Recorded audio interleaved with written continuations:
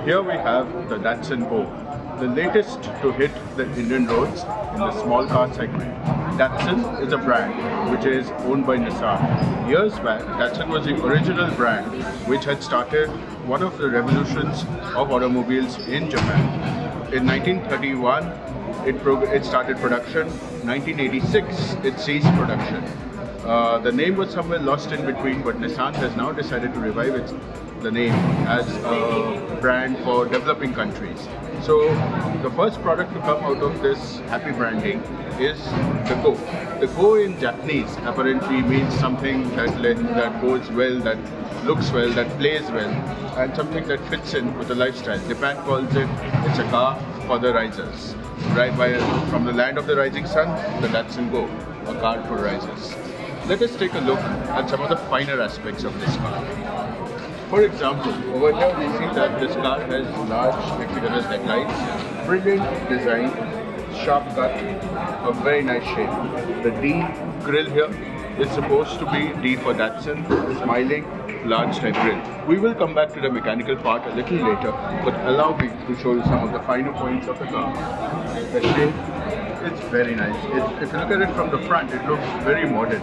Some, in fact, were overheard to compare it to the fluidic shape that Hyundai uses, but this is a different car. However, don't forget cost-cutting measures.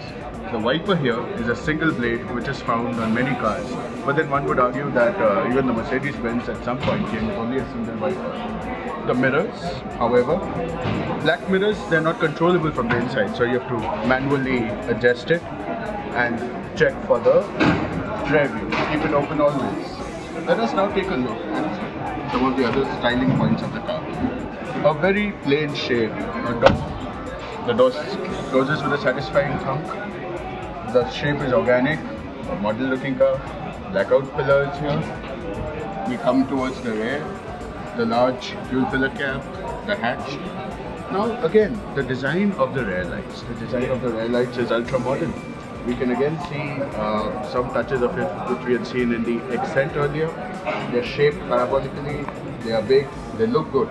Now we take a look at the boot of the car. The boot is released through a lever on the inside next to the driver's seat, which is pretty standard. Now when we open the boot, we see a massive boot loading area. There is enough space here to pack in decent luggage for a family of four. Of course, below this rests your spare wheel, a normal standard spare wheel. This car does not have alloy wheel on any variant, so all of them are standard steel wheels. So is the boot. Now let us take a look at the rear space, because the rear seating is very important for a car of this stature, because obviously it's going to be a family car. And now I'm going to sit inside this and take a look whether it feels good. And here we roll down the windows. Oh, nice and snug inside.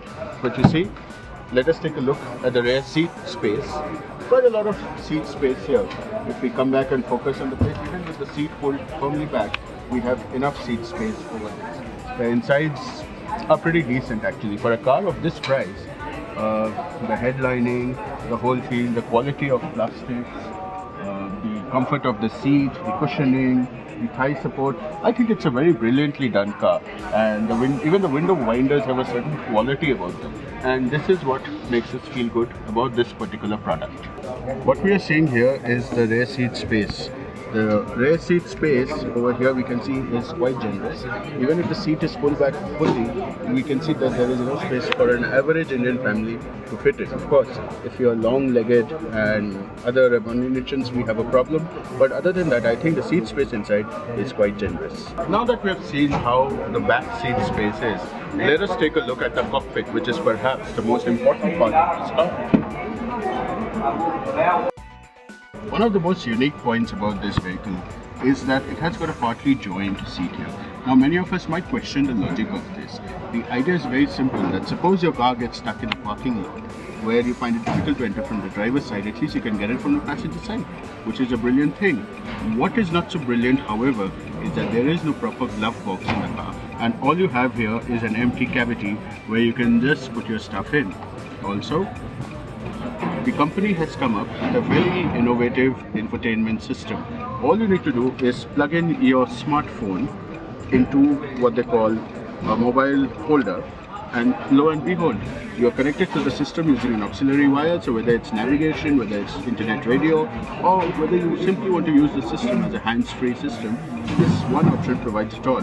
Air conditioning, heater, standard, and it is very clear that the vents are from the brothers and sisters in the Nissan family. The gearbox is a little notchy to use. The lever though stands out well to hand. There's a 12-volt charging point here, and the handbrake, pretty 18th century as far as vehicles go, but hey, it serves a purpose, and at least it does not intrude on your inside space.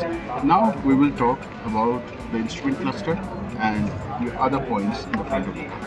When you look at the interiors of the car, we spoke earlier about how cost saving has been a very great measure in this car. Now let us look at the sun visors. You don't even get a mirror here. Forget a light or a cover. There's no ticket holder as well on either of the two sunshades, so it's obvious that there has been some cost cutting here. Let us now take a look at the instrument cluster of the car. A basic instrument cluster though, it lights up well. What is very interesting is that there are actually gear changing indicators on the speedometer. They tell you when to change gears for optimum fuel consumption, and you would know that ARAI has claimed 20.63 kilometers per liter, which is quite achievable if you, well, I would assume if you use this guide to drive the car. The steering wheel is very basic. The shape is not to everybody's liking. It looks rather cheap with the quality of the plastics on this, and there is no airbag and ABS on this car, which is quite an omission, and frankly we don't think that's a good idea. Another point which does not really make us very happy about the car is the power window switches. The passenger side power window is over there, so technically if I'm strapped into this side, I have to open my belt, I have to stretch out like this and put the window up and down. Not a good idea. Two switches on the central console would probably have been a better bet. Let us now come to one of the most important facets of this vehicle. Its heart, its power plant. Now when we open the bonnet, inside you will find a 1.2 liter 3-cylinder engine, which also does duty on the Micra Active, powering same at 68 PS, and this engine is a 3-cylinder engine, so there is bound to be some sort of vibration in this, although that has been effectively counteracted as the company claims. Basic engine runs well, however again we bemoan the lack of ABS or other safety features in this car. And interestingly, the company had a very strange thing to say about it. Ashwani Gupta, the head of the project, claims that you don't need airbags and ABS in India because customers don't need it. We do not agree with that philosophy. But overall, how do we find the Go, which is built well, built to a price, and is something that would be ideal for the Indian consumer? Would we support the Go? Yes, we would 100%. We think it is the perfect vehicle, but for the lack of safety features like airbags and ABS, which is available not even as an option. The Go starts at a price range of 3.12 for the base version, which does not even have power steering and air conditioning, to 346, and finally the top variant, which is priced at about 369. At that price, it's a good vehicle, makes great sense, and will surely do well in the market. However, no airbags, no ABS, so safety is compromised. This is Datsun Go for Autoportal.com.